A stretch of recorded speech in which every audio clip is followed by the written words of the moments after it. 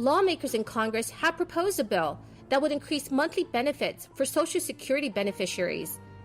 President Biden's decades of experience in the Senate and his personal faith in compromise were rewarded on Tuesday when his $1 trillion infrastructure bill passed the Senate in a rare bipartisan vote of approval. The vote was a culmination of months of intense work by the White House and a bipartisan group of 10 senators who negotiated a dizzying series of compromises that maneuvered the bill through a deeply divided Senate. But in the end, 19 Republicans crossed party lines on Tuesday and joined all 50 Democrats in voting for massive new investments in roads, bridges, broadband access, public transit, and green energy. The vote was a massive vindication for President Biden's belief that despite its arcane rules, the Senate still fundamentally works as it was intended to, a belief not shared by many of President Biden's fellow Democrats. Right now, the Internal Revenue Service has sent billions of dollars in relief to millions of Americans since the start of this crisis. Yet some are still missing what is owed to them. So if you have not received a stimulus check or have received less than the full amount, you may be eligible to claim that 2020 recovery rebate credit. Last week, we had good news on job growth. 943,000 jobs created in July, the seventh largest month of job creation in U.S. history, making the administration the first ever to add 4 million jobs in the first 6 months in office. And then in the past 24 hours, we've seen the Senate advance two key pieces of my economic agenda: the bipartisan infrastructure bill and the budget resolution that is the framework for my Build Back Better plan. Today, I'm pleased to share more good news with the American people. The latest report on consumer prices show that we've expanded some easing, the expected easing we thought was going to come has increased, that we've seen a good monthly report. The monthly core consumer price index is down by nearly 2/3 from its pace over the past 3 months.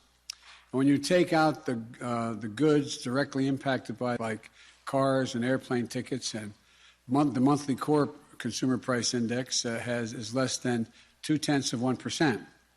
So here's where we stand. Jobs are up, and monthly price increases have come down.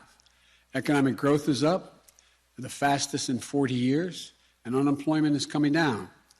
So I would argue the Biden economic plan is working. And historic investments are on the way as well. This isn't accidental.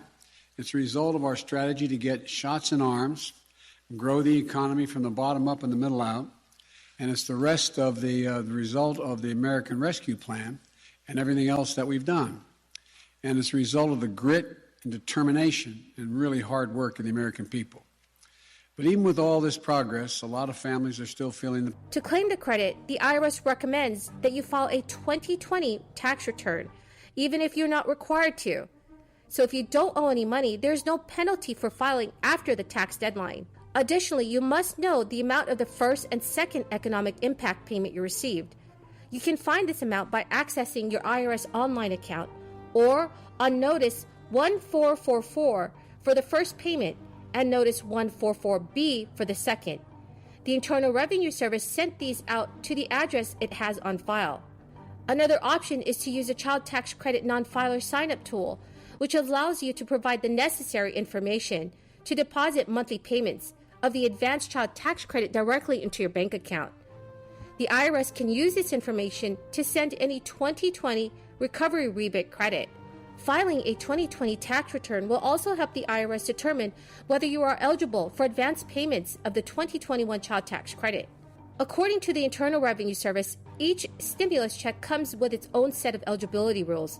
However, you are generally eligible as long as your adjusted gross income is up to $75,000 if you're single, $112,500 if you file as head of household, or $150,000 if you are married and filing jointly. While the May 17th tax filing deadline has passed, you can still claim any missing stimulus money by filing for the funds by the October 15th tax filing extension deadline.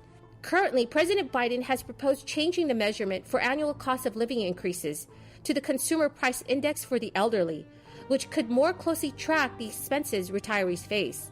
To pay for those higher benefits, President Biden would apply Social Security payroll taxes to those making $400,000 and more. In 2021, workers generally pay the 6.2% Social Security tax on up to $142,800 of wages. Earners between $142,800 and $400,000 would not be subject to those levies under the plan, though the gap would eventually close over time. Other Democratic candidates in the run-up to the 2020 presidential also issued their own ideas for their Social Security reform. Experts expect one Social Security issue to be on the lawmakers' agenda this year.